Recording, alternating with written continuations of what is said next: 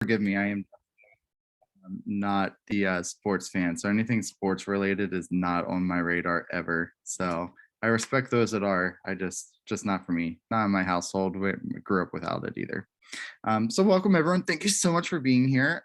We kind of skipped October just with how timing worked out, but we wanted to still kick off and focus on cybersecurity. Part of the conversation was just about, cybersecurity for like a focus for a month as like a monthly kind of theme is great, but it's kind of something that should be embedded in stuff that we do throughout the year. So it's just kind of fitting that we're kind of kicking off November, still talking about the theme despite CS Ed month kind of or cybersecurity month kind of like coming to an end. Just a quick couple housekeeping items with some of our information here. I'm not sure if our Slack link needs to be updated, so we'll check that real quick. But if you're new, we recommend filling out a member bio at some point. The member bio link, you just claim a Google slide and give us some info. It's kind of cool to peruse it. And if someone in the community is looking for someone, they can kind of find people that have similar areas, reach out that way. It's just kind of ingrained towards the idea of trying to set up some sort of community basic setup. So feel free to check it out if you're interested. You can scroll through, see if there's other people in your area that are you can connect with as well. So it's hopefully just a good resource. It's pretty cool to watch it grow over time as well. So yeah, feel free to take a slide at any point. The other parts is we do have Twitter, so we post on that semi-frequently, so feel free to check that out. We try to get any important links out faster that way instead of doing spam emails all the time. We really like to keep our emails limited to once or twice in a month, just so that we know that our emails are being seen as value instead of spam all the time. And then there is a CSTA Plus campaign. It kind of has ended officially in October, but I just wanted to make sure to kind of like iterate with the cybersecurity. If you have a CSTA Plus membership, there are lots of free benefits that come from it. And one of those benefits is that first off, our chapter would get some of that money in the grand scheme of things. The other thing is that they're offering PD, and from what I can see, I think they're going to be offering more and more professional development courses through Coursera over time. One of them was on teaching cybersecurity or teaching cyber, and I found it really helpful as someone who with no experience to gather some ideas on like what little things I can embed in my classes here and there. And there's a really good one on equity as well. So you can kind of, if you're interested, look at expanding yourself that way, just through those things. If you have more questions, happy to take it as we go through, but I want to make sure you're just kind of mindful of that as you go through. Ruth is throwing in there CS honors chapters for high school is also a CSTA benefit. So super cool. And I think Nancy might talk a little bit if you'll be able to when we get to that point. So that'd be great too. To save a little time, we are focusing on trying to have just like an equity resource each time. So we wanted to provide like two little things. First one's just a video from one of our past equity fellows that did a video talking about how to model vulnerability in your classroom. I thought it was a fitting one to potentially just provide because we're going to talk cybersecurity, which is all about vulnerabilities for a computer. So why not follow that trend? So if you have time to check out that video, I think it's a good short, quick one that you can kind of do. And then I'm stealing one from the CSMPA social that I saw Sarah Fry post today, which was a land acknowledgement tool. It was insanely cool to play around with. So I thought I would just pop that up. You can even open that one up real quick, Nicole. So in this one, you can type in like a location and it's going to load a map and show you like what indigenous people were occupying that land before it was essentially taken over. So if we do like, Harrisburg, PA, you can kind of see what's going around, or you can put in zip codes. But it is really, really cool to kind of have that opportunity to kind of see that. So if you're looking to run something, throw in a land acknowledgement statement at some point for some meetings or organizations or PD that you might be leading, just looks like a really wonderful tool towards pushing that idea. And I know that's something as a chapter we're going to work towards being a little more consistent on how we're going to address that as we move forward. But wanted to make sure that tool was handy because I saw that get posted and I thought it was neat to look around and kind of see where things were at. So I think Nicole will play with it for the next hour because it's pretty cool. Maybe. Okay, so let's talk some cybersecurity stuff. We have a lot of different kind of connection points. We have a Kimmel password video that I think some of us saw that we thought was pretty funny. I'm not sure with time if that's something we want to kind of watch together and giggle, but then maybe that's something you want to giggle to yourself later today. But I will talk about my first two links and then kind of like pass off to Nancy or links. So one of the big things I've been doing this year with cybersecurity is trying to do more threat modeling in a lot of my classrooms, because it's something I can kind of sneak in as a little activity here and there. And so um, when it comes to threat modeling, this link is one that, first off, the Teach Cyber course from CSTA plus the Coursera provided. But I also saw this at a CSTA conference 2 years ago. So I found a website link that gives you a little bit more of a detailed lesson plan on it, if it will end up loading. But it provides a lot of different lessons as you go through. And partway when you scroll down, Nicole, at some point you're going to see one talking about threat modeling with a house. That one right there, explore activities. Yeah. So there's like a worksheet that students can take a look at. It's going to give students a picture of this house. And basically you can print this out or give them a copy of it in any capacity you want. And then you basically form groups, and you're going to have the groups kind of go through the process about security and then attacking. So you basically, like, if you're trying to protect your house, you know, what things would you want to have in your house? And you can leave it real open-ended. And, you know, some students will talk about digging moats around their house so that no vehicles can drive through it, or cybersecurity can't, or it's not cybersecurity, but cameras are installed, or things along those lines. And so you break them into the concept of the blue team, red team, so like the defense and the attack. And so what you can end up doing is having these cool little like virtual or conversation battles with your students, where they are talking about how they're protecting their house, but then they're also thinking about how would you attack the other house to try to get whatever they're trying to get. And if Brian has done it, he maybe can chime in too, because I've done it twice now. And the first time my students got pretty ridiculous, and we're like, well, we'd get a tank and we would drive the tank through the house. And then they would be like, well, we'd have a moat so the tank can't get through the moat. And just it got a little extreme. So we ended up redoing it with some very strong lines of, you had to be able to like purchase it with some like a minimum budget kind of deal. So Brian, if you got anything, totally take the helm for a second there. No, it's very basically the same thing you're doing, you know, and it's very relatable, because they think about their house as well. And it's a good lesson. It's a good lesson, especially in early part of a cybersecurity class when you start to get into the deep end. Yeah. What I found most amusing and really made me smile is one of my groups said that they would attack by delivering a pizza. And I just smiled about that. I'm like, huh, like delivery pizza. I'm going to come up, ring the doorbell, see if you open the door, and that's how I'm getting in. And just the idea of, wow, that's actually probably like more effective than potentially taking a tank to the house. And it just led to a really good conversation of, well, sometimes the things that seem the most innocent are probably the things that aren't going to be innocent, which then actually leads into the next activity I had posted in the Google Doc, which is about phishing stuff, and just talking about, you know, how can you fish. So I like this phishing quiz. Nicole, you can start it real quick. You can put in a name, whatever you want. It's not connected to anything. Perfect. We're not sus at all. And I don't think it needs a real email. Yeah, perfect. You can get started. And it's going to actually load up scenarios and basically ask the student, is it phishing or legitimate? So they have to kind of look through it and try to process, is this something safe or not? And I know, like in my school district and in the IU that we're overseeing, we're now getting phishing emails that we have to identify as part of our trainings for insurance purposes, I believe. And it really feels very similar to these types of simulations that your students can do really freely. But just kind of talking about that idea of, you know, easy access to information. How can you identify phishing or not phishing? And what's nice is when you answer these, it will kind of correct you and educate you as you go through. So it's like, hey, you did it or you didn't do it, and it'll kind of give you reasons why as you go through. So we could quiz Nicole on this on the fly all the way through if we really wanted to, but you probably can get the idea at this point. I think it's a pretty good tool. So Not sure if anyone has other good phishing ones, but I liked it because it's not really recording information and not part of an account, but it gives a good feel for how things go.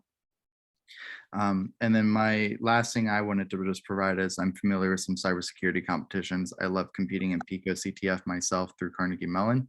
CyberStart America is going on now. It's free for the students in America, the United States. So there's just some posts there if they're interested in checking any of those out. Make sure you have those to encourage students to get involved in. So, hey, we had reached out to Nancy and asked if she would have anything that she'd love to chime in. We'd like to give her a little spotlight. So, no pressure here, Nancy, but anything you'd like to share, we'd love to hear. Well, I should have texted you because I also chose threat modeling, but if I can, what I did with mine, because mine starts with the same. I made a slight slideshow, but I can't share it. We can probably get that set up for you. But because I started with the same premise you did, I don't use the home though. I actually use that as part of a reflection that they have to do at the beginning of the year, is think about their home and vulnerabilities. It's amazing how uncreative students are. But give me a chance here. And so I had done the same idea. So, but what I did was I took it and created two businesses. So I was showing you the one business. This one is the convenience store. The other one is a cafe. So then they talk about, and then I give them some assets and what do they need to do. They answer a set of blue team questions like you have them doing. Then they switch, they exchange plans, and then they have to do a red team and then think about what didn't you think of. And then they have to go back and reflect on that. But then what we do from there, which comes from this activity, is then we take a look at technology things, like in-home voice assistant systems and things like that. So they need to research a little bit of the technology that's in there.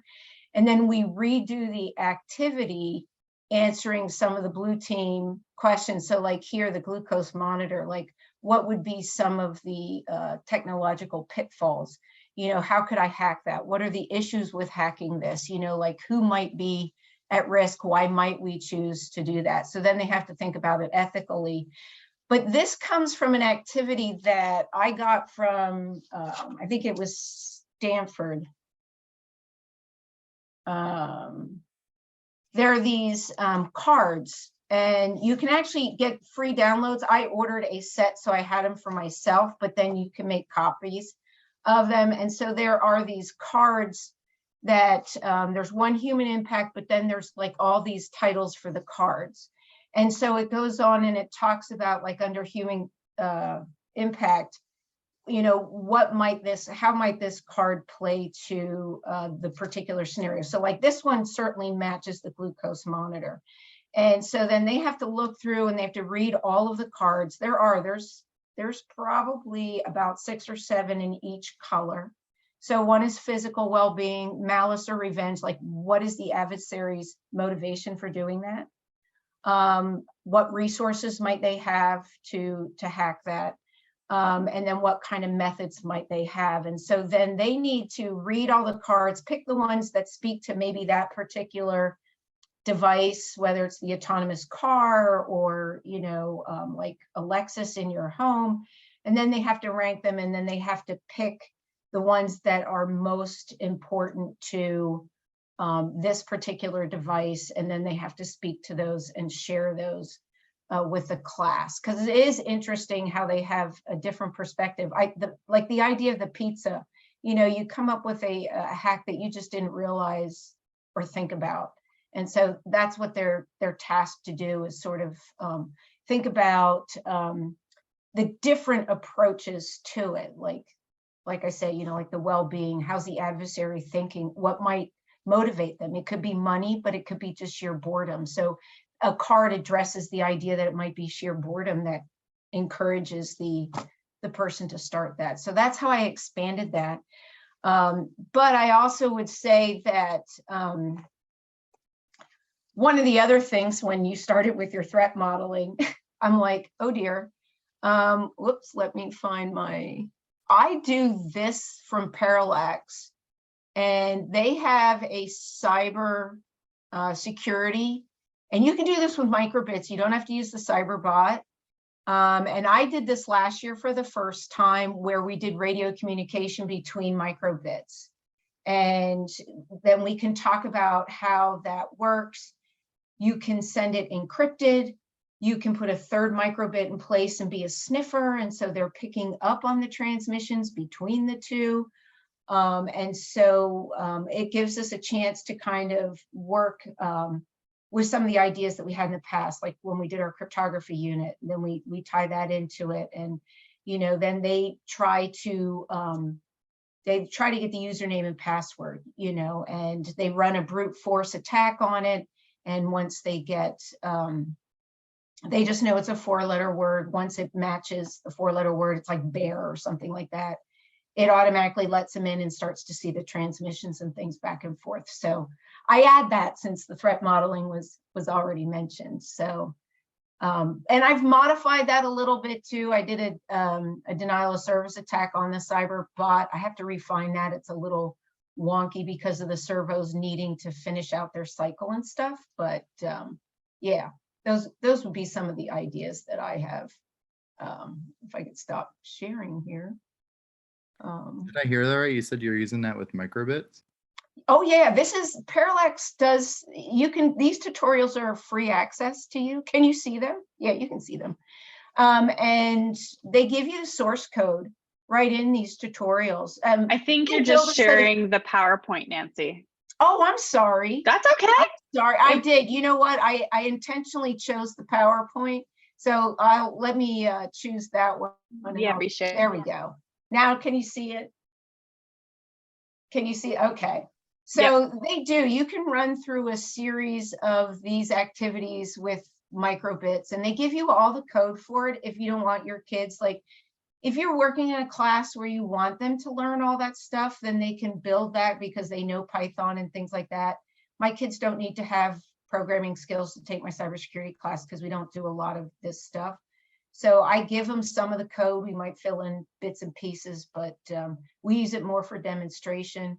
And I have enough kids in the class that know how to program that they help each other troubleshoot. But these are some great activities. They play through the cyber.org as well. Some of them are, the ones in the cyber.org are affiliated to this. They're built through Parallax. They work together to create those activities. And you can find that, I think it's in the coding fundamentals course. You will find some of these activities, and they actually take it a little bit further, I think, in the cyber.org website. So that would be something that I would say that. Yeah, thanks for sharing. I was guessing it was using the radio, but I wasn't sure, so I'll have to look into that more. Oh yeah, and those are the 1.5s. You don't need the 2s to do that.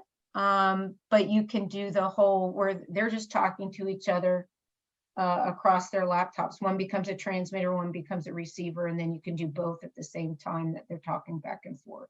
So then you can discuss those ideas of radio communication and so forth. So it's that one's pretty cool because we actually get to, at a low level, you get to do a brute force attack, you get to do a denial of service attack, and things like that. General timing for it, is this like 2 days? Well, to go through all of the activities, I easily took a week to get through all the activities because I would try, you know, I'd explain the code in a level that everybody at least understood the idea of how the radio transmission's occurring, the idea that it's encrypting before it sends it, it receives it, and then it decrypts it, you know, and things like that. And it uses a basic Caesar cipher. So if you get kids doing it enough, if they figure out the shift, then they can, in the sniffer, they can put the key into it. And then they, you know, so you can expand it to that point where the kids have to figure out what the shift is, what the key is, and then they can override it. And then they can start to read the transmissions. The third one can start to read it between the two. It's pretty cool when they get going with it, but I'd say it takes a good week. I did put all the code in a file, so I can certainly I have text files of all the code that I just copied and pasted it over. So I can always share that out if somebody's interested in that. So, but yeah. Yeah, that's awesome. Thanks so much for sharing. We cool tools. I know you've shared Parallax before, and I remember it was for like good free goodies. Looking at that again, I feel like I need to revisit that site. I feel like I looked for goodies, didn't see anything, and moved on. But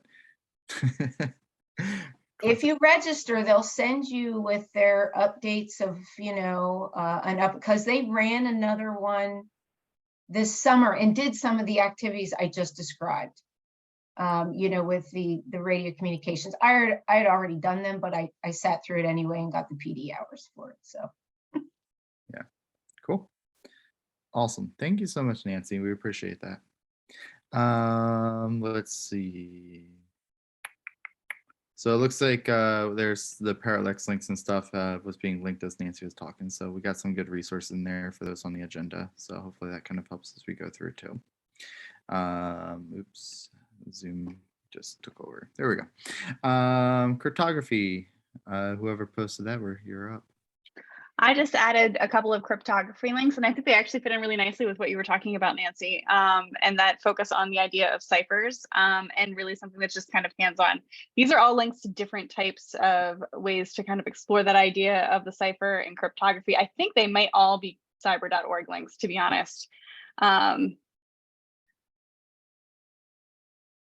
So yeah, like the encryption with the Pigpen cipher, and it has kind of that breakdown in here and how it works. The building a cipher disk, which has some printouts in it that could be used, that go with the STEM EDA curriculum that's in cyber.org, that have those pieces to kind of give you a layout of how to create those ciphers. So I could see this piece kind of leading into the lessons that you were talking about, Nancy. And then this one was really popular at CSTA, from what I understand. I wasn't there, but I saw lots of Twitter posts on this one. Yeah, I saw lots of Twitter posts around using the Pringles can to create the Enigma. So that's a lot of Pringles. Like, I don't know what the strategy was around all of the Pringles cans that they had to collect. Like, did they dump them all? Did somebody actually eat them all? That's something that I still wonder. I'm kind of wondering about, but those are all resources that are free from cyber.org as well, that go along with what Nancy was explaining as well. Cyber.org is full of resources, and I'm piloting their own cyber range right now. You were one of the 75 picked? Yeah. Yeah. So awesome. So, and last year I got a grant to use Virginia, the US cyber range, and from them. And then this year I'm using the cyber. It's really nice, and it's going to be once their website, it's all going to be connected. So it's really good. The labs are top notch from cyber.org to use with the cyber range. They're there, and then I convert them to PowerPoints, Google Slides, and I add other activities in it. They're really done well. So. And Brian, you might know more. I think from my reading, the cyber range was started off as a pilot for 75 teachers already kind of in the program. It then opens up a little more in a little bit. And then I think come January, I think I saw it's going to be out for everyone that's using cyber.org. Yeah. Does that sound right? Yeah. So yeah. that's going to be something. Now, I'm wondering what they're going to charge though. They're not, I heard they weren't going to. Really? That would be great, because at least initially, that's what I had heard, that they weren't planning on charging. It'll be like everything else. We use it, we get used to it after a year, and then.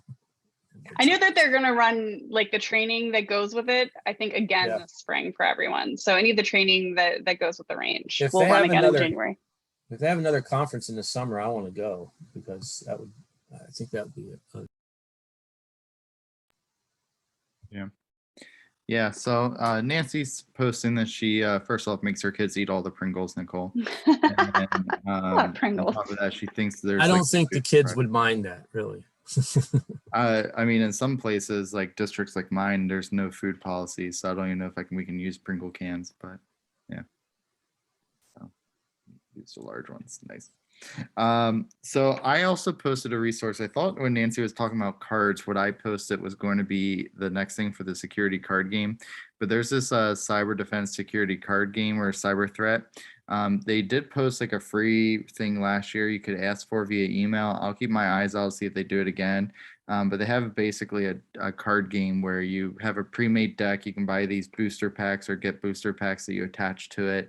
And you basically build like different things. So you're going to choose how you're connected to the internet, whether it's wireless computer or a desktop computer.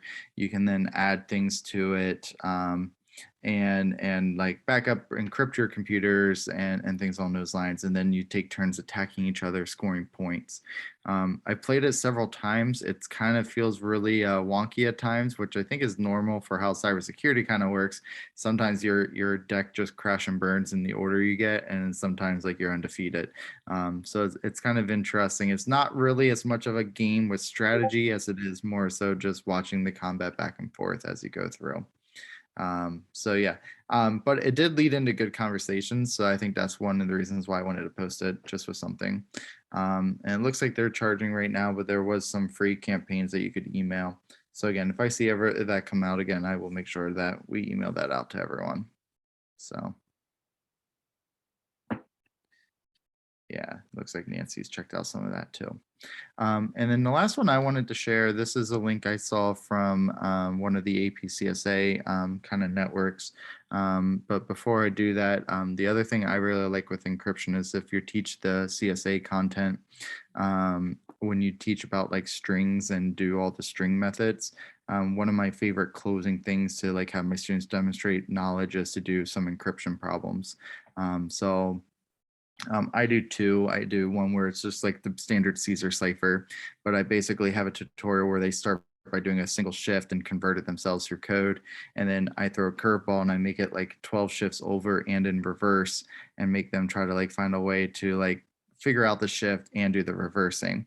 And what I really like about it is by the time they're done, my students end up creating like a loop that will actually process like every iteration, all 26 iterations of the alphabet shifted. So then all they have to do is look through the console to see which line is the one that's readable. So it's just kind of a fun little thing. The other one that I really like doing is I'm always a fan of connecting to other content areas. So I know in like biology, you have your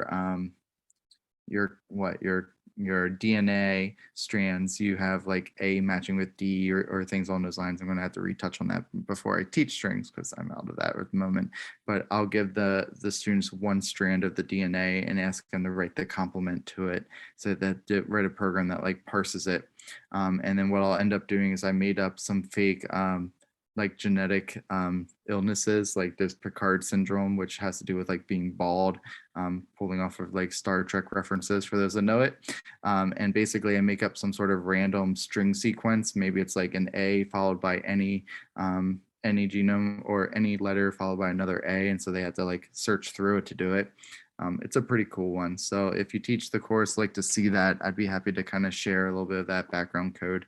If anyone's looking for kind of like dealing with those types of ciphering mechanics. The warm-up CTF was created by another just teacher. So they just came up with very nice like introductions. So I really like doing this with the students. I'm a big fan in the classroom not having students make a million different accounts to do things, especially just because of legal issues and getting approvals. So this one, there's no logins required, even though it says there's a login at the top. They can basically click on any challenge, and the challenges start off real nice and kind of build them up. What I really love about it is it does go into some cool like things with cybersecurity. So like one of the files is a file that was zipped up, but they entered a hex editor and they changed the heading file. So when the computer tries to open the zip file, it opens up as an incorrect file. And they tell them what type of file it should be. So the students have to go to Wikipedia, which is a link provided to them, open up a hex editor online, put the file in, change the numbers at the top. And it just leads to really good conversations of, well, how does the computer know an extension? And we talk about how all files are stored as just, numeric values. It ties into hexadecimal lessons if you do hexadecimal conversions, and just has really opened a lot of good conversations that also open this door towards, hey, maybe you should try out some cybersecurity things as well if you're really interested in all these ones. So just want to make sure you saw that one, just because I do think it's a nice one you can do in 2 or 3 days with students. Depending on your school and if they have access to their own computer terminals, you may not be able to do them all. But if you have access to like everything, then you can definitely do it all, kind of deal. So, all right, let's keep moving. Nicole, you want to talk real quick again, student help desk? Sure, real quick. The end of registration for students is actually this Friday, but it is free and it's open to pretty much any students anywhere because we're holding it both live and virtually. We're hosting something called the Student Help Desk Forum. It's really an opportunity for students to come network with one another and meet others in the IT field. It's going to include some colleges, some other kind of post-secondary opportunities and connections. New Paths and Harrisburg University are working with us to set it up.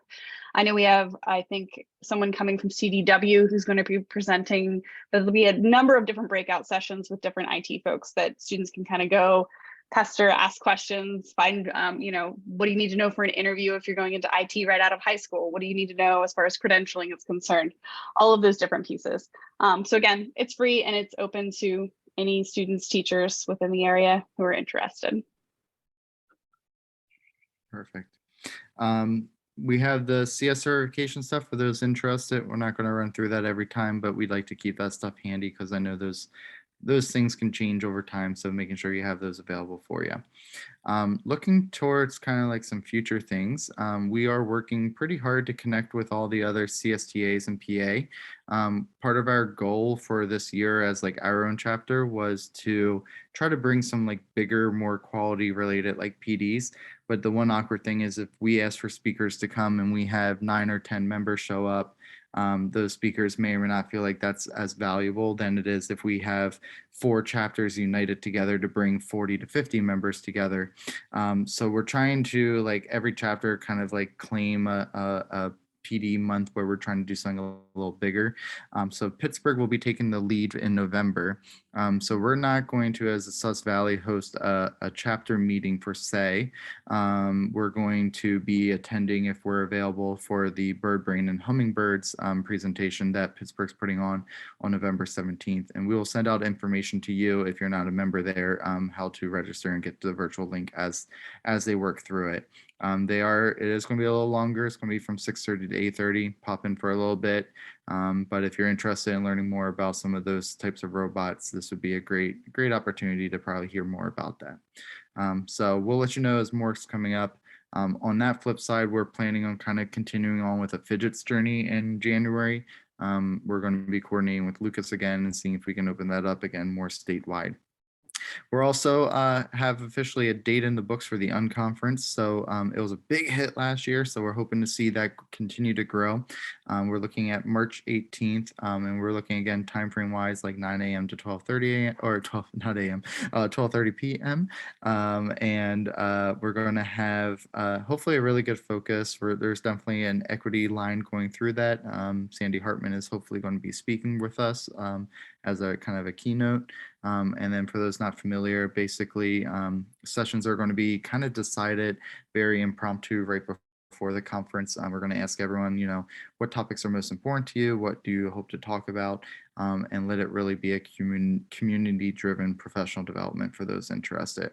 We're partnering with the patent still, so the hope is you'll get Act 48 credit hours and things on those lines.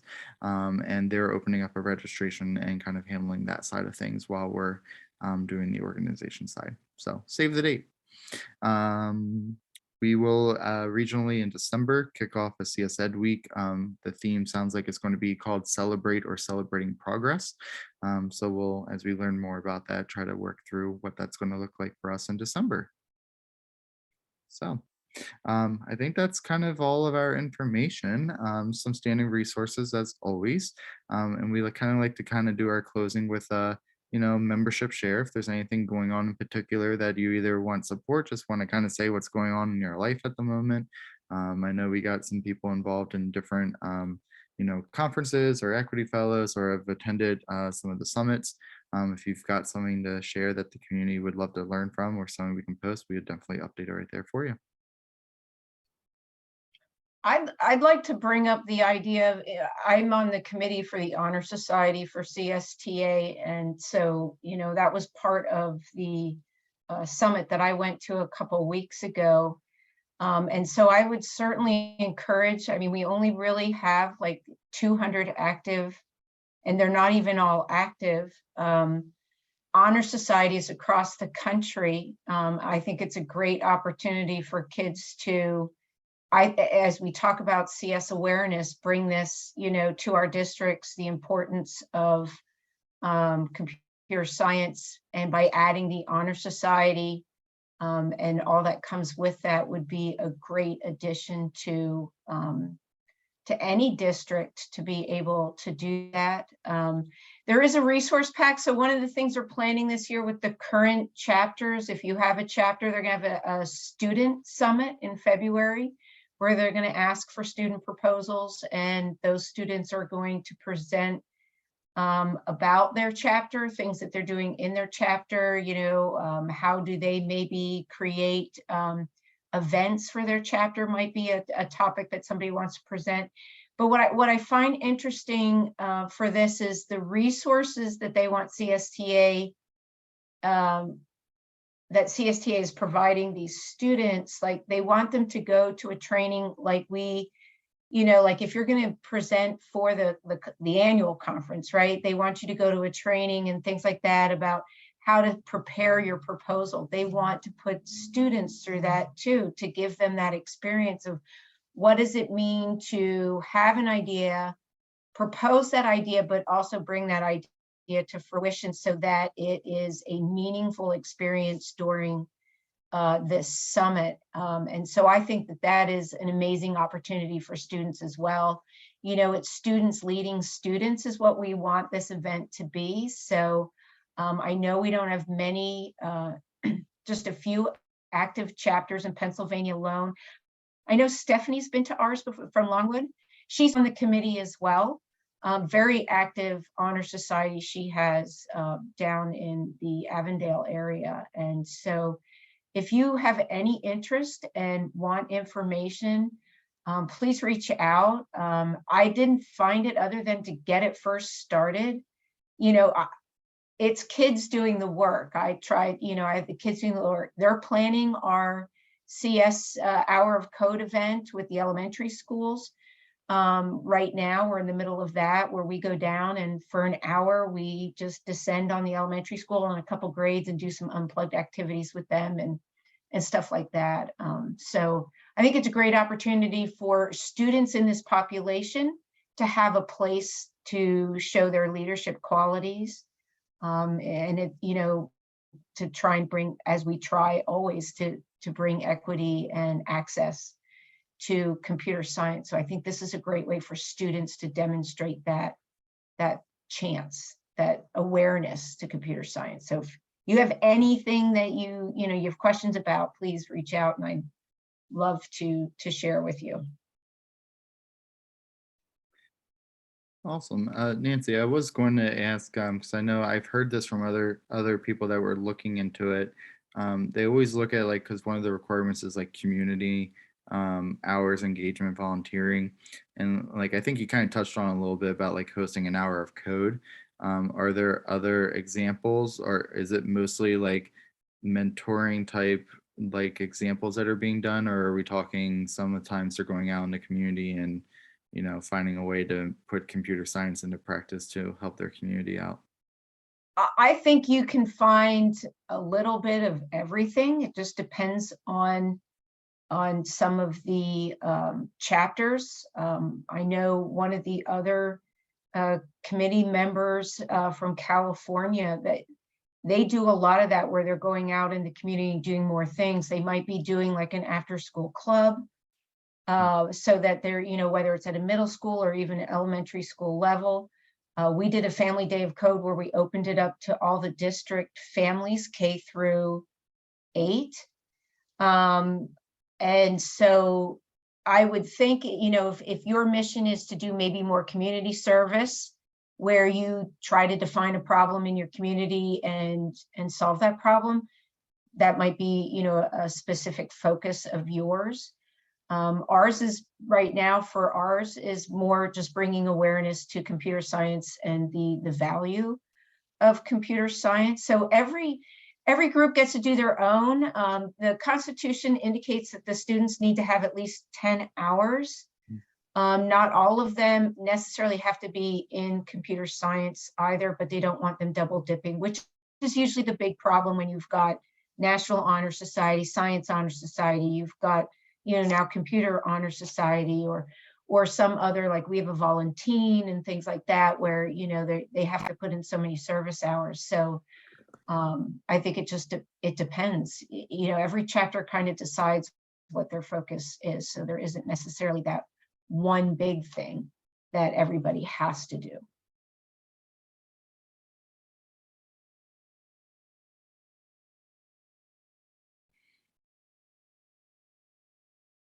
Thanks for sharing. Anyone else got anything going on?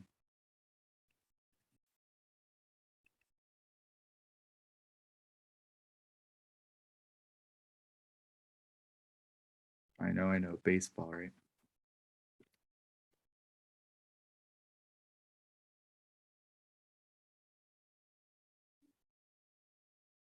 Okay, super cool.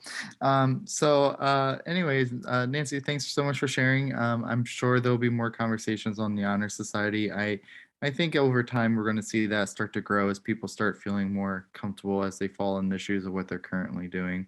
And I think as a society start to define themselves and what their role really looks like too, I think that will also help. So appreciate you being a part of that, and having inside scoop is always awesome. So we'll probably check in with you as you learn more, get involved more as you do things as well.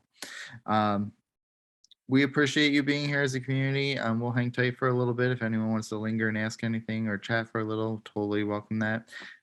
Nancy, thanks so much for your wisdom during this meeting. We appreciate just your willingness to step up, share, and kind of help us get some insights on some ideas. I picked up lots of new stuff actually that I now have homework to do. So I don't know if I should thank you or not at the moment, but I will later for sure. So yeah, thanks everyone. Wishing you a wonderful evening, and let us know what we can do to help you out. So yeah, feel free to sign out or hang out if you have anything you'd like to chat about.